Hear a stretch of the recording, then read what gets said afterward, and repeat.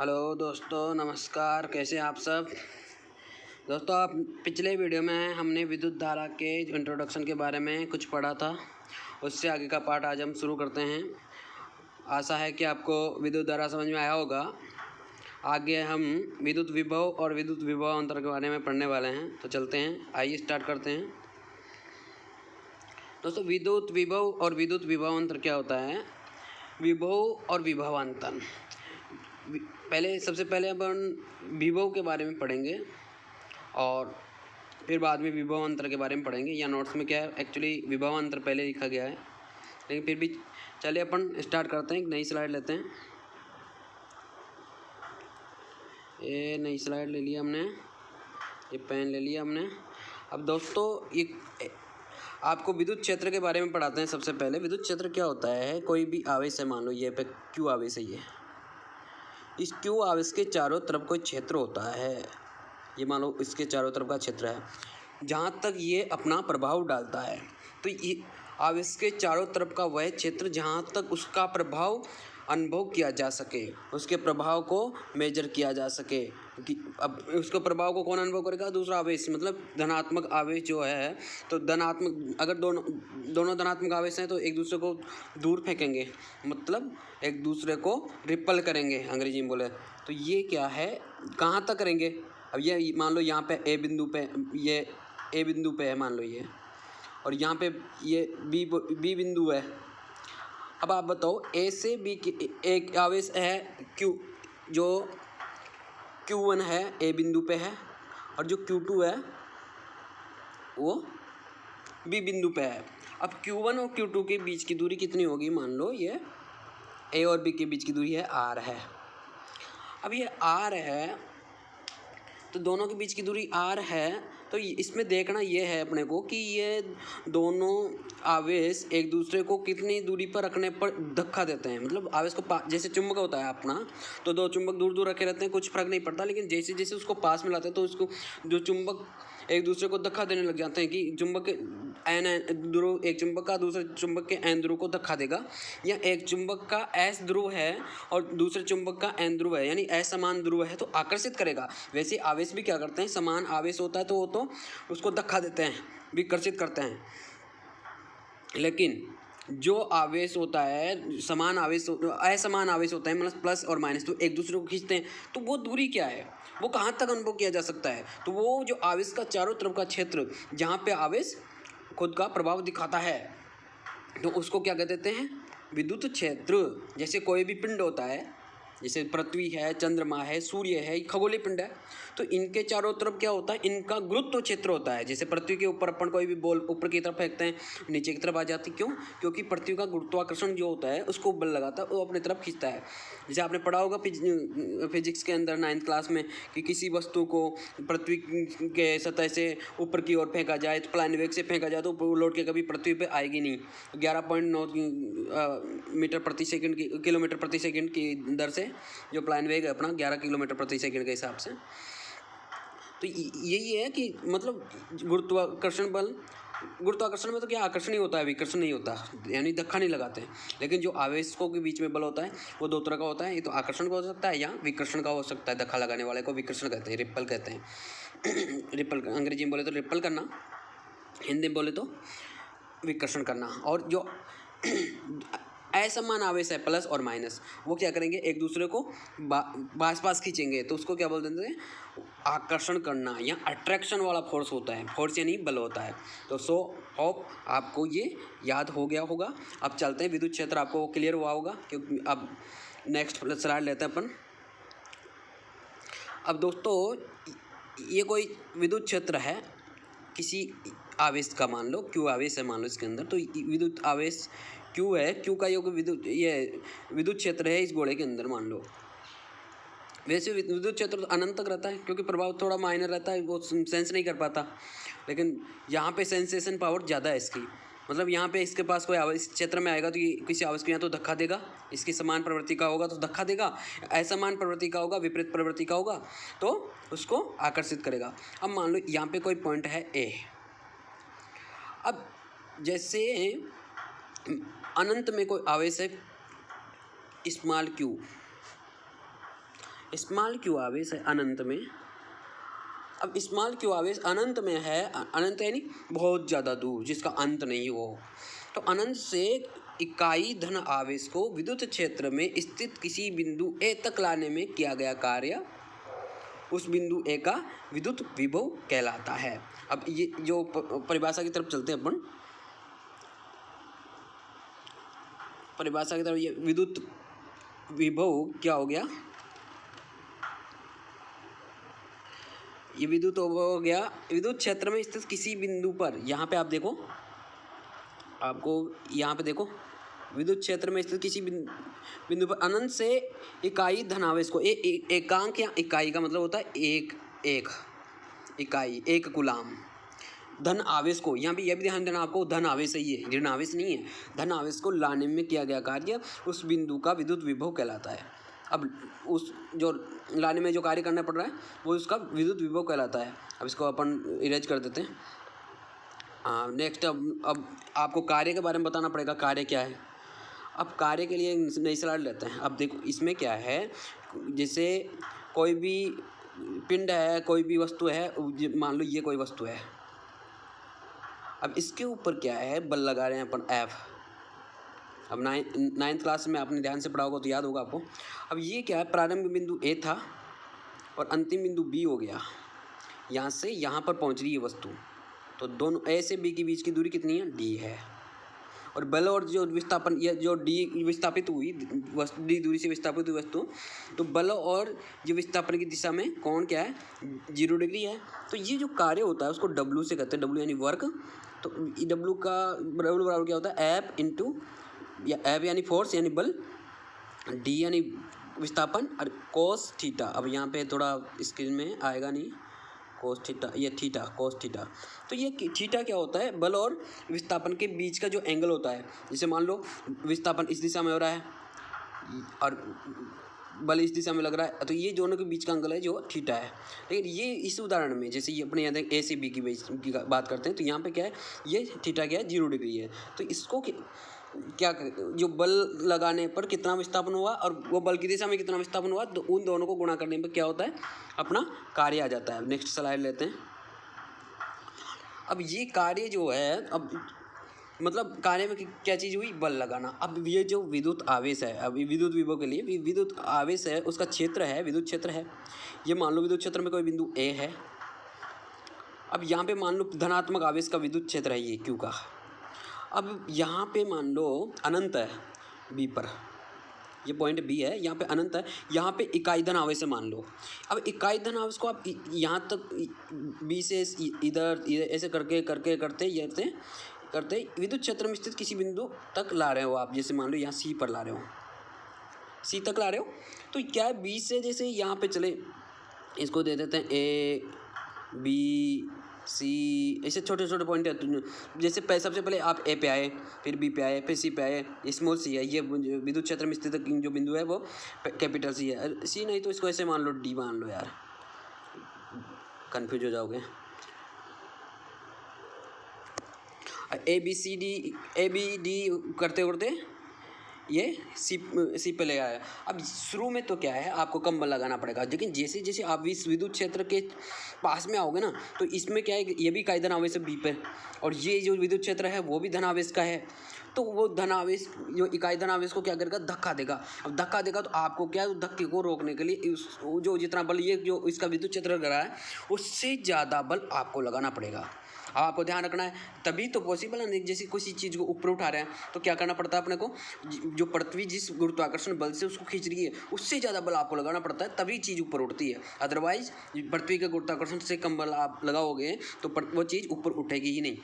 तो ऐसे ही है कि ये जो आवेश है क्यों, ये इकाई धन आवेश पे जितना बल लगाएगा उससे ज़्यादा बल आप लगा पाओगे, तभी आप इसके विद्युत क्षेत्र में इकाई धन आवेश को लेके आ पाओगे। तो जो बल लगाना पड़ रहा है, बल के साथ साथ क्या है, विस्थापन भी हो रहा है। तो बल और विस्थापन जहाँ पे हो गया वहाँ पे क्या होगा, कार्य भी हो गया। तो कार्य का जो मात्रा क्या होता है, जूल होता है, F d cos theta. F क्या होता है, जैसे एफ यानी बल होता है, जो फोर्स को बोलते हैं, इसका मात्रा क्या होता है, न्यूटन होता है। इसको न्यूटन हो गया।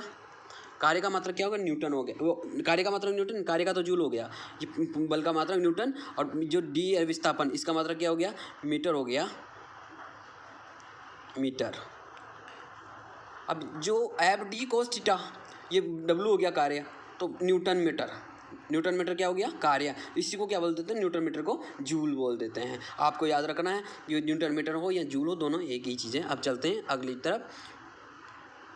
अब ये आपको याद हो गया होगा कि ये जो विद्युत विभव की जो परिभाषा देखी अपन, विद्युत क्षेत्र में स्थित किसी बिंदु पर अनंत से इकाई धनावेश को लाने में किया गया कार्य उस बिंदु का विद्युत विभव कहलाता है। आपको याद हो गया होगा, जैसे इसमें जो परिभाषा है कि क्यू आवेश को एक स्लाइड ले लेते हैं, इसके लिए भी आपको थोड़ा समझ में आ जाएगा। जैसे मान लो यहाँ पर कोई विद्युत क्षेत्र है ये जो सर्किल के अंदर, और यहाँ से क्यू आवेश को लेके आ रहे हैं। अब ये कंफ्यूज मत हो जाना, ये मान लो स्मॉल क्यू का आवेश, स्मॉल क्यू है, स्मॉल क्यू आवेश है, उसका विद्युत क्षेत्र है। यहाँ से कैपिटल क्यू आवेश को यहाँ पे लेके आ रहे हैं, ये पॉइंट है पी। अब पी पे यहाँ पे लाने के लिए अपने को क्या करना पड़ रहा है, डब्लू कार्य करना पड़ रहा है। अब परिभाषा क्या आती है अपनी कि इकाई धनावेश को, अब इसके लिए दूसरी स्लाइड लेते हैं, देखो इसको याद रखना, मैं दूसरी स्लाइड ले रहा हूँ। इस क्यू आवेश को उस विद्युत क्षेत्र में स्थित किसी बिंदु तक लाने में कितना कार्य करना पड़ा आपको, डब्लू कार्य करना पड़ा। अब इकाई धनावेश को मतलब एक कुलाम आवेश को, क्यू कुलाम के लिए डब्लू, तो एक कुलाम के लिए कितना करना पड़ेगा, डब्लू बटा क्यू। तो विभव क्या हो गया आपका, वी बराबर डब्लू बटा, ये थोड़ा स्लाइड थोड़ी छोटा पड़ रहा है, दूसरा स्लाइड लेते हैं, इसको मिटा देते हैं ना, इरेज कर देते हैं, ये लो। हाँ, अब आप इसको लिखते हैं दोबारा से, ये जो विभव क्या हो गया, वी बराबर डब्लू, यानी टोटल काम क्यू आवेश के लिए करना पड़ा, इकाई आवेश के लिए कितना करना पड़ा, डब्लू बटा क्यू। तो अब आपको ये याद हो गया होगा आराम से। अगर आपको याद नहीं हो रहा तो वीडियो को पीछे करके देख सकते हैं। चलते हैं आगे। तो ये है, आपको इसकी परिभाषा समझ में आ गई। क्यू आवेश को लाने में डब्लू काम करना पड़ रहा है, तो इकाई आवेश को लाने में कितना काम करना पड़ेगा, डब्लू बटा क्यू। तो आप आराम से इसको याद कर सकते हैं। अब विभव तो का मात्रक जूल हो गया, जो कार्य का मात्रक हो गया जूल। अब कार्य बटा जो इसमें क्या है, इस एक बार स्लाइड ले लेते हैं, इसका मात्रक जो विभव का मात्रक कैसे वोल्ट, ऐसे वोल्ट होता है, लेकिन ये कैसे हुआ, तो आप जो एफ यानी बल था, बल का मात्रक क्या था, न्यूटन, और कार्य का डब्लू था, डब्लू क्या था, एफ इंटू डी, डी क्या था, विस्थापन, डी विस्थापन किस में था, दूरी में, मीटर ना, तो इसका मतलब हो गया इस न्यूटन मीटर। न्यूटन मीटर किसका मात्रक हो गया, कार्य का, इसको क्या बोल देते हैं, जूल। न्यूटन मीटर, न्यूटन गुणा मीटर, इसको जूल बोल देते हैं। अब विद्युत विभव के लिए अपन एक बार मैं इसको स्लाइड को दोबारा से देखता हूँ। अब इसको इरेज कर देते हैं। इरेज करने के बाद अपन यहाँ देखते हैं कि जो कार्य का मात्रक क्या हो गया, जूल, और जो विभव क्या हो गया था अपना, कार्य बटा कुल आवेश क्यू। अब इसका मात्रक क्या हो गया, जूल बटे कूलाम। अभी जूल बटा कूलाम है, इसी को क्या बोल देते हैं, अभी इसको वोल्ट बोलते हैं। तो आप देखते हो घरों में वोल्टेज कितना आ रहा है, तो उसमें क्या करते हो आप, 2 पॉइंट के विभव का अंतर नापते हो, मापते हो, मेजर करते हो, तो इसी को कहते हैं। अब आपको याद हो गया होगा कि जूल प्रति कूलाम या जूल बटा कूलाम, इसका मात्रक कैसे होगा विभव का। अब आगे चलते हैं, दूसरी इसकी विभव अंतर की परिभाषा देखते हैं। अब विभव अंतर, अब विभव अंतर के लिए इस जो, अब यहाँ पे विभव अंतर का मात्रक या विभव का मात्रक दोनों एक ही होता है, ये याद रखना है। और ये जूल प्रति कूलाम यानी वोल्ट होता है, इसको स्मॉल वी से या कैपिटल वी से दर्शाते हैं। अब विभव अंतर क्या हो गया, विद्युत विभव तो हो गया, अब आपको विभव अंतर भी पता होना चाहिए।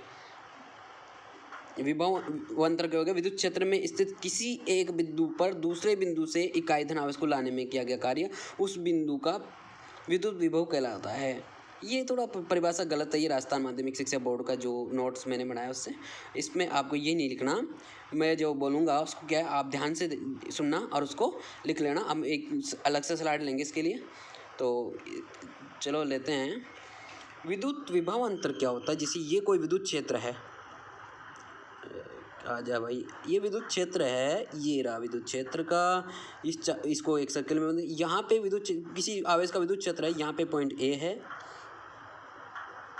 यहाँ पे पॉइंट बी है, अब अनंत है यहाँ पे मान लो सी पे, तो अनंत से किसी बिंदु विद्युत क्षेत्र में स्थित किसी बिंदु तक लाने में क्या कार्य, उस बिंदु का विद्युत विभव कहलाता है। अब सी से बी के लाने, सी से इकाई धन आवेश को बी तक लाने में जो क्या कार्य है वो बी का विद्युत विभव कहलाएगा, और सी से इकाई धन आवेश को पॉइंट ए तक लाने में जो कार्य करना पड़ेगा वो क्या कहलाएगा, पॉइंट ए का विद्युत विभव कहलाएगा। अब देखो ए से बी तक लेके जाने में जो कार्य करने पड़ेगा वो इन दोनों विभवों के अंतर के बराबर होगा। यानी इसको ऐसे बोल सकते हैं, विद्युत क्षेत्र में स्थित किसी एक बिंदु से इकाई धनावेश को दूसरे बिंदु तक लेकर जाने में जो कार्य करना पड़ता है वो उन दोनों बिंदुओं के बीच का विभव अंतर कहलाता है। यानी आप आराम से इसको दोबारा से सुनिए और पॉज करके आराम से लिखना अपने नोट्स में। मैं एक बार फिर से बोलता हूँ, विद्युत क्षेत्र में स्थित किसी एक बिंदु से इकाई धनावेश को दूसरे बिंदु तक लेकर जाने में जो कार्य करना पड़ता है वो उन दोनों बिंदुओं के बीच का विद्युत विभव अंतर कहलाता है। विभव अंतर मतलब विभवों का अंतर। तो इसको ऐसे भी लिख सकते हैं आराम से। तो एक बार और बोलता हूँ मैं, इकाई धनावेश को विद्युत क्षेत्र में स्थित किसी एक बिंदु से दूसरे बिंदु तक लेकर जाने में जो कार्य करना पड़ता है उसको क्या बोलते हैं, उन दोनों बिंदुओं के बीच का विभव अंतर। मैं होप आपको ये याद हुआ होगा। अब चलते हैं इसका आगे देखते हैं। अब विद्युत विभव और विद्युत विभव अंतर की परिभाषा आपको मेरे को आशा है कि समझ में आई होगी। और जहाँ तक है ये इसका मात्रक, दोनों का मात्रक एक हो गया। और इसको जो मेजर करने यानी मेजर है नापने का जो यंत्र होता है उसको क्या बोलते हैं, विद्युत विभव, वोल्टमीटर बोलते हैं। तो वोल्टमीटर क्या होता है, वोल्टमीटर में से करंट तो जाती नहीं, जीरो करंट जाती है, जो आदर्श वोल्टमीटर होता है उसमें से, क्योंकि वोल्टमीटर का जो प्रतिरोध होता है बहुत ज़्यादा होता है। क्योंकि वोल्टमीटर क्या होता है, ये समानांतर क्रम में जोड़ा जाता है। अगर समानांतर क्रम में जोड़ रहे हो तो उसमें जितना वोल्टेज है वो अप्लाई होगा। अगर इसका रेजिस्टेंस कम होगा तो इसमें से क्या है, मान लो जीरो रेजिस्टेंस है तो ये शॉर्ट सर्किट हो जाएगा। शॉर्ट सर्किट हो गया तो ये जल जाएगा। क्यों? क्योंकि ये समांतर क्रम में लगता है। इसलिए क्या है, इसका जो वोल्टमीटर का रेजिस्टेंस क्या है, अनंत रखना पड़ता है। यानी अनंत तो हो नहीं सकता, लेकिन जितना पॉसिबल हो उतना ज़्यादा रखना पड़ता है। अब ये विद्युत विभव किसी आवेशित वस्तु में विद्युत प्रवाह की दिशा को बताता है। अब ये विद्युत विभव क्या बताएगा, आवेशित वस्तु में विद्युत प्रवाह की दिशा किस दिशा में, मतलब धारा किस दिशा में जाएगी। तो आवेशित वस्तुओं के संपर्क में होने पर धनात्मक आवेश सदैव अधिक विभव से कम विभव की ओर प्रवाहित होता है। दोनों वस्तुओं के मध्य विभव अंतर शून्य तो धारा प्रवाह नहीं होगा, ये भी बताता है। अब इन चीज़ों को अपन एक स्लाइड लेके समझते हैं। ये लो स्लाइड ली। अब ये क्या कह रहा है कि जो सब वोल्टमीटर होता है, जैसे मान लो ये रेजिस्टेंस है, ये आर रेजिस्टेंस अपना। अब इसके सिरों के ऊपर बैटरी लगा दी, ये डीसी बैटरी का जो चिन्ह है ऐसा। ये प्लस वाला जो है उसको थोड़ा बड़ा करते हैं, माइनस वाले को थोड़ा छोटा रखते हैं, और वी वोल्ट की बैटरी है। अब ये क्या है, आपको धारा वाले जब लेक्चर में समझाया था कि जो विद्युत धारा होती है क्या होती है, इलेक्ट्रॉन जिस तरफ प्रवाह करते हैं उसकी विपरीत दिशा में विद्युत धारा प्रवाहित करते हैं। क्योंकि विद्युत धारा क्या है, धन आवेश के प्रवाह की दिशा में या प्रवाह की दर विद्युत धारा है। अब ये जो प्लस है तो वो क्या है, माइनस को तो अपनी तरफ अट्रैक्ट करेगा। तो मान लो यहाँ पे ये यहाँ पे है, लेकिन मैं इसको दूर दिखाता हूँ कि यहाँ पे ये इलेक्ट्रॉन है वो इस तरफ खींचा चलाएगा। तो ये ऋणात्मक आवेश इस तरफ आएगा, तो धनात्मक किस तरफ जाएगा, इस तरफ जाएगा। तो यहाँ से मैं दूसरा पेन ले लेता हूँ। यहाँ से जैसे ये है, मान लो ये क्या है, विद्युत धारा आई। ये तो आपको समझ में आ गया होगा। अब चलते हैं नेक्स्ट, अपन इसमें एक पेन चेंज कर लेते हैं। पेन चेंज करने के बाद ये पेन लेते हैं। अब विद्युत धारा आई हो ये, अब इसमें वोल्टेज मेजर करना है, जैसे इस बैटरी का या फिर रेजिस्टेंस के दोनों सिरों का। तो दोनों का मतलब एक ही हो गया। या तो बैटरी का एक सिरा रेजिस्टेंस के एक सिरे से और बैटरी का दूसरा सिरा रेजिस्टेंस के दूसरे सिरे से आराम से जुड़ा हुआ है। तो ये जो सिरा है ये वोल्टमीटर का, ये प्लस वाला हो गया, क्योंकि यहाँ प्लस, यहाँ से चलो ये प्लस है, जैसे ये प्लस करते करते यहाँ तक प्लस जा रहा है। अब इसको मैं और यहाँ पे ये माइनस से जुड़ रहा है, तो वोल्ट मीटर जो होता है, इसको एक बार और दूसरा चेंज कर लेते हैं। ये वोल्ट मीटर एक बार मैं रबर से मिटा देता हूँ इसको इरेजर से, जो इरेजर है। अब इसको दूसरा चेंज कर लेते हैं अपन। ये वाई से आ गया, फिर से ये ग्रीन ले लेते हैं। अब ये देखो ये माइनस है, क्योंकि ये माइनस से माइनस जुड़ा हुआ है और ये प्लस से प्लस जुड़ा हुआ है। तो ये जो वोल्ट मीटर का एक सिरा प्लस पे रहेगा, दूसरा सिरा माइनस पे रहेगा। मतलब इसका जो विभव है माइनस में है बैटरी का सिरा का। मतलब ये 10 वोल्ट की बैटरी है मान लो, तो इसमें 10 वोल्ट की बैटरी है, तो ये मान लो ये या तो 0 पे रहेगा, तो ये 10 पे रहेगा जो धनात्मक, या फिर ये अगर 8 पे है तो ये किस पे रहेगा, -2 पे। मतलब विभवांतर क्या है, 10 वोल्ट है, तो 10 माइनस 0 10, 8 माइनस -2 बराबर 10 होगा ना, क्योंकि माइनस के माइनस प्लस हो जाते हैं। और ये अगर 7 पे है तो ये क्या है, -3 पे रहेगा। तो आपको याद हो गया कि विभव क्या है।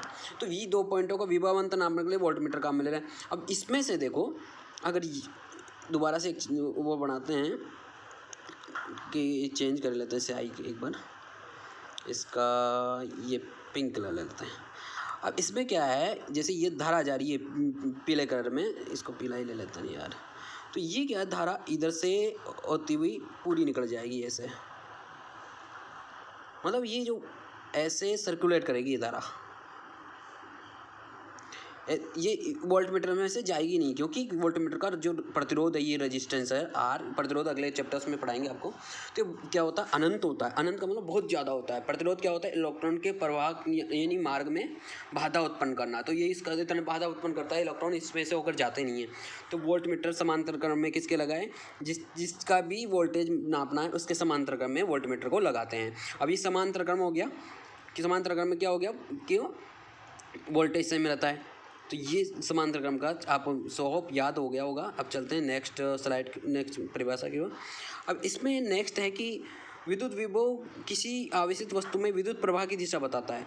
अब विद्युत विभव से ही तो पता चला ना भाई, अपन ने जैसे फिर से स्लाइड लेते हैं, जैसे अपन ने ये किया था, जैसे रेजिस्टेंस है ये वाला आर। अभी दूसरा पेन लेते हैं। अब ये रेजिस्टेंस है, इसको क्या है, इससे बैटरी से जोड़ दिया प्लस और माइनस। अब विद्युत विभव धारा किसी परिपथ में धारा की दिशा को बताता है। अब आपको पता है कि विद्युत विभव इसका प्लस है, ये वाला, ये माइनस है। तो अब इसको वापस से दूसरा पेन लेते हैं। अब इसमें विद्युत धारा किस दिशा में बहेगी, इस दिशा में बहेगी। क्यों बहेगी, क्योंकि आपको मालूम ये पॉजिटिव है ये वाला पॉइंट, और ये वाला नेगेटिव है। अब ये जो पॉजिटिव रहता है यानी धनात्मक होता है, वो क्या करता है, धनात्मक आवेश को दूर फेंकता है। तो धनात्मक आवेश जिस दिशा में जाते हैं उसी दिशा में धारा प्रवाहित होती है। तो इस तरह आपको याद हो गया होगा कि विद्युत विभव धारा की प्रवाह की दिशा को किस तरह बताता है। अब दूसरा पॉइंट देखते हैं, वो क्या कर रहा है, दो आवेशित वस्तुओं के संपर्क में होने पर धनात्मक आवेश सदैव अधिक विभव से कम विभव की ओर प्रभावित होता है। अब आपको इसको भी क्लियर करते हैं कि अधिक विभव से कम विभव की ओर कैसे प्रभावित होता है। देखो, जो अधिक विभव का है मतलब है, जैसे बैटरी ले लेते हैं अपन, तो जैसे ये ले लिया अपन ने, ये बैटरी ले लिया और ये मान लो ये बल्ब बना दिया, ऐसे बल्ब रहता है, इस बार बार रेजिस्टेंस बनाना, बल्ब बनाते हैं, आपको याद होगा।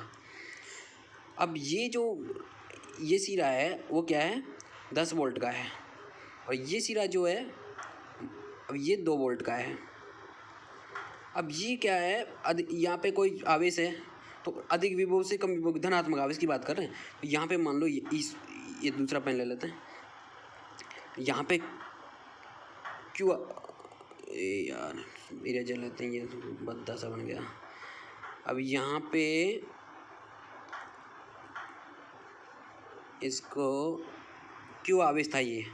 अब ये क्या है, इस सिरे, ये प्लस वाला जो सिरा है, ये प्लस है, प्लस का क्यों आवेश है, तो प्लस वाला सिरा इसको दूर की तरफ फेंकेगा, इधर जाएगा, ये धारा की दिशा में। तो ये क्या करेगा, अधिक विभव से कम विभव वाले पॉइंट की तरफ जाएगा, तो ये यहाँ पे जाके कम विभव है, या ये भी हो सकता है, ये 0 वोल्ट पे भी हो सकता है। सामान्यतः क्या होता है, 10 और 2 का मतलब हो गया, ये 8 वोल्ट की बैटरी होगी, 10 - 2 = 8।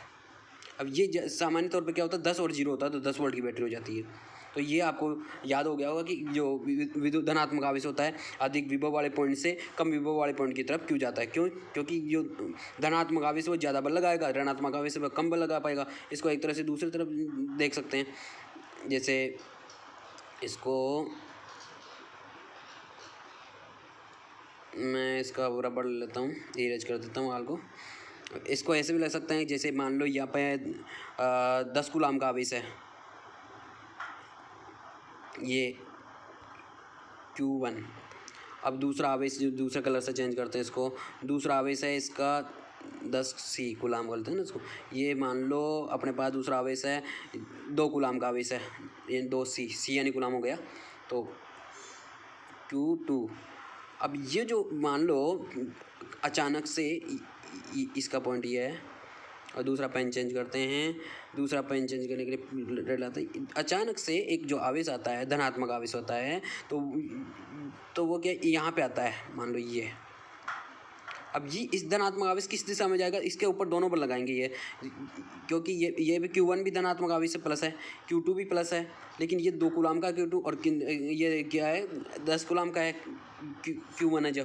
और स्मॉल q जो है, अब इसका दूसरा पेन लेते हैं, स्मॉल q जो है वो किस दिशा में जाएगा, जो ये धनात्मक आवेश को क्या करता है, दूर फेंकता है, तो ये इसको दूर फेंकेगा। अब ये भी इसको दूर फेंकेगा, यार Q2 भी इसको दूर फेंकेगा, मतलब ये बैलेंस करने की कोशिश करेगा एक पॉइंट पे जाके। एक पॉइंट पे जब बैलेंस करने की कोशिश करेगा तो ये अधिक जो ज़्यादा धनात्मक आवेश है निम्न कम धनात्मक आवेश की तरफ जाएगा, यानी ये ए यहाँ पे है अगर, तो बी यहाँ पे है, तो इस स्मॉल क्यू क्या करेगा, ए से बी की ओर जाएगा। आपको याद हो गया होगा। चलते हैं नेक्स्ट उसकी तरफ। आपको एक चीज़ और बता देते हैं कि जो आवेशों के बीच में बल की जो काम करता है उसको क्या, उसको जो कूलाम का बल कहते हैं, तो उसको उसकी परिभाषा क्या होती है, जैसे ये है Q1 आवेश है और ये इसके दूसरे तो दूसरा आवेश है Q2 है, और दोनों के आवेश के बीच में दूरी क्या है, स्मॉल r है। तो जो कूलाम ने ये नियम दिया कि जो दो आवेश हैं उनके बीच में जो बल काम करेगा वो क्या होगा, K into Q1 into Q2 into upon r²। ये और इसका मात्रा क्या होता है, न्यूटन। मतलब दोनों आवेशों के गुणनफल के समानुपाती होता है और उनके बीच की दूरी के वर्ग के व्युत्क्रमानुपाती। व्युत्क्रम का मतलब उल्टे के अनुपात, 1/r वो व्युत्क्रम हो गया ना, तो दूरी के वर्ग मतलब स्क्वायर। तो ये आपको याद रखना है कूलाम का नियम। जो कूलाम का नियम क्या होता है, दो आवेशों के बीच में जो बल होता है उसको दर्शाता है। तो ये क्या कहता है कूलाम का नियम, कि दो आवेशों के बीच में कार्य करने वाला बल क्या होता है, उन आवेशों के गुणनफल के समानुपाती होता है और उनके बीच की दूरी के वर्ग के व्युत्क्रमानुपाती होता है। और यहाँ पे के क्या है, कांस्टेंट है। कांस्टेंट का मतलब होता है स्थिरांक हिंदी में। तो चलते हैं आगे, ये आपको याद हो गया होगा। अब ये विभव आपको अच्छी तरह याद हुआ होगा और विभवांतर भी आपको पता चल गया। अब हम देखते हैं कि इसमें विभव और विभवांतर का मात्रक, विभव का मात्रक दोनों है क्या। वोल्टमीटर भी आपको पता चल गया। वोल्टमीटर समांतर क्रम में क्यों जोड़ते हैं, समांतर क्रम पैरेलल में क्यों जोड़ते हैं, इसका भी आपको बता दिया। और ये कि कोई वस्तु जो विद्युत धारा प्रवाहित होती है तो उसको विभव से कैसे पता चलता है कि किस दिशा में बहेगी, ये भी पता चल गया। आवेशों संपन्न धनात्मक आवेश अधिक विभव से कम विभव की ओर क्यों जाता है, ये भी पता चल गया। और विभवांतर शून्य है तो धारा प्रवाहित नहीं होगी। तो विभवांतर शून्य है तो धारा प्रवाहित, इसको एक बार ले लेते हैं अपन एक स्लाइड उसमें। अब देखो आप, जो विभवांतर है, जैसे मान लो ये Q1 आवेश है, ये Q2 आवेश है। अब दोनों के बीच का जो ये पॉइंट P है, P पे क्या है, ये Q1 जो इसका विभव और इसका विभव एक दूसरे को न्यूट्रलाइज कर देते हैं, उदासीन कर देते हैं। तो क्या होगा कि P पॉइंट ऐसा पॉइंट है जो जिस पे ये Q1 जो इकाई धन आवेश मान लो स्मॉल q है, Q1 इस पे इस तरफ लगाएगा, Q1 भी पॉजिटिव है, Q2 पॉजिटिव है, स्मॉल q भी पॉजिटिव है यानी धनात्मक, ये इस तरफ लगाएगा, लेकिन दोनों का बैलेंस हो जाएगा P पे जाके, P पे दोनों का इस पे स्मॉल q पे जो P पॉइंट पे बल लग रहा है ना वो जीरो हो जाएगा। तो यहाँ पे क्या है, इसका विभवांतर भी जीरो हो जाएगा। अब Q क्या गति नहीं करेगा, क्यों? क्योंकि इसके पे कुल लगने वाला बल क्या है, जीरो हो गया। अब ये मतलब कुल लगने वाला बल भी जीरो हो गया तो विभवांतर भी जीरो हो गया, मतलब समान विभव पॉइंट हो गए।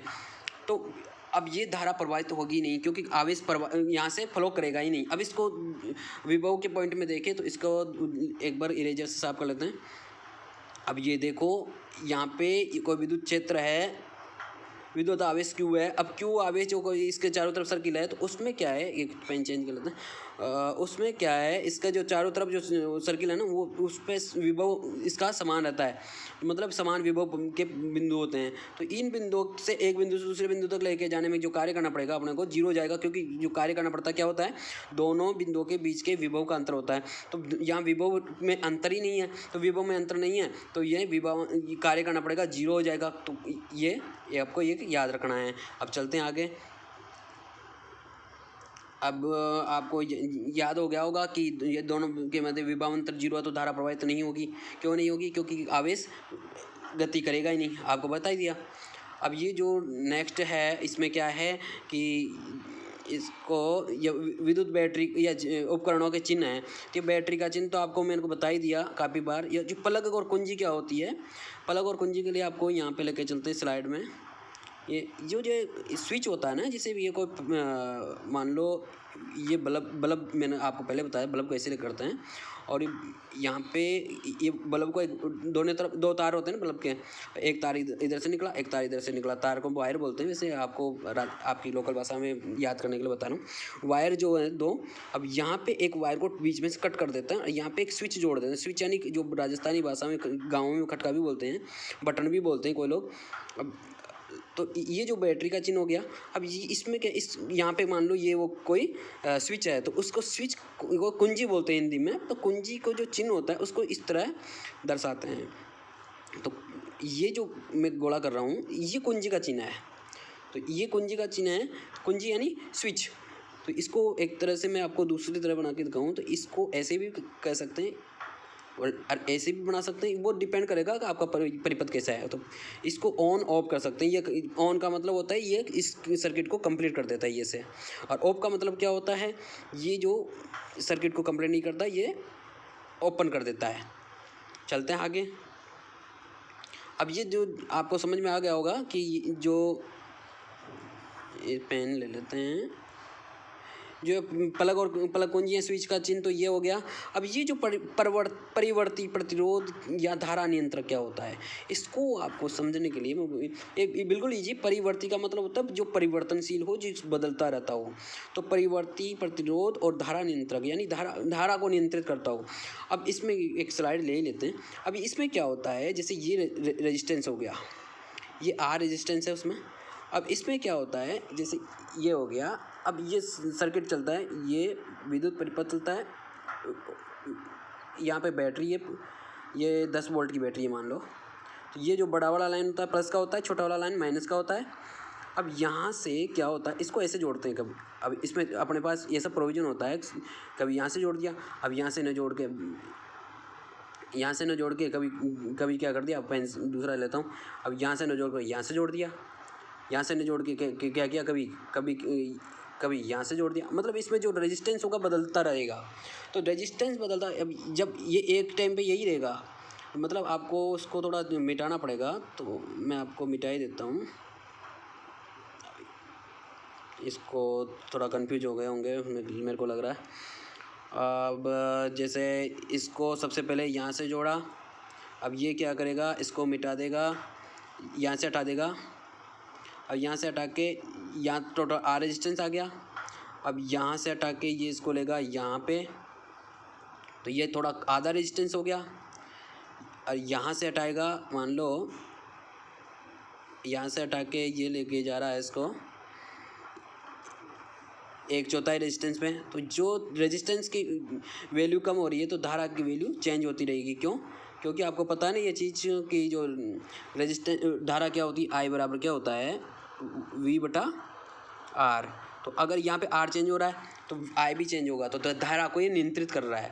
मतलब परिवर्ती रेजिस्टेंस जो होता है क्या करता है, या इसको अंग्रेजी में बोलते हैं रियोस्टेट। तो रियोस्टेट क्या करता है, आर की जो परिपथ का जो रजिस्टर होता है, प्रतिरोध होता है, उसकी वैल्यू को चेंज करता रहता है। रेजिस्टेंस यानी प्रतिरोध मानना, क्योंकि मैं थोड़ा अंग्रेजी बोला, तो ये रेजिस्टेंस यानी प्रतिरोध होता है। तो V बटा आर, मतलब आर चेंज होगा, आर बदलेगा तो वी भी बदलेगा, वो आई भी बदलेगा, तो वी तो कांस्टेंट रहेगा क्योंकि 10 वोल्ट है। तो इस प्रकार ये धारा नियंत्रक को किया। तो धारा नियंत्रक का जो यहाँ पे जो चिन्ह है वो इस प्रकार का बन गया है। अभी आपको याद हो गया होगा। इसका जो इसको इस तरह से दो तरह से दर्शा रखा है इसमें, आपको इसलिए बता रहा हूँ। दोबारा से स्लाइड लेते हैं, क्योंकि ये जो रेजिस्टेंस है, अब ये तो स्थिर रेजिस्टेंस हो गया, लेकिन अब इसको परिवर्ती रेजिस्टेंस यानी धारा नियंत्रक के रूप में दिखाना हो तो इसमें क्या है, बीच में से तीर का निशान ऐसे निकाल देंगे, या फिर ऐसे रेजिस्टेंस है तो या बीच में से एक यहाँ एरो लगा के ऐसा एरो लगा देंगे, तो दोनों ही क्या हो गए, धारा नियंत्रक। अब चलते हैं आगे। अब ये जो वोल्टमीटर का चिन्ह आपको बता ही दिया, वोल्टमीटर कैसा होता है। अब इसमें जैसे आपको ये जो है एमीटर आपको बता ही दिया था, एमीटर कैसा होता है। तो आपको जहाँ तक है याद हो गया होगा, एमीटर है तो ए, वोल्टमीटर है तो वी। तो इस तरह से अब बल्ब का आपको बता ही दिया कि बल्ब क्या होता है, बल्ब ऐसे एम टाइप का हो जाता है, ये बल्ब हो गया। तो ये आपको याद हो गया होगा। अब मेरे को आशा है आपको अच्छी तरह समझ में आया होगा। अगर आपको फिर भी समझ में नहीं आता तो एक बार फिर से देखना इसको, और फिर भी नहीं आता तीसरी बार देखना। तीसरी बार में आता कमेंट करना आप कि आपको कौन से पॉइंट में समझ में नहीं आया, तो उसके ऊपर दूसरा लेक्चर बना देंगे। आज के लिए इतना ही काफ़ी है, और आप आशा है आपको समझ में आया होगा। समझ में आया तो आप इसको क्या है, सब्सक्राइब करना, लाइक करना और शेयर करना, ताकि आपके जैसे और भी जो गरीब दोस्त हों वो भी इसको देख सकें, तो उनको भी अच्छा एक क्वालिटी एजुकेशन मिल सके। और इसके आपने अच्छी तरह देखा, इसके लिए बहुत बहुत धन्यवाद। Thank you very much for discussion.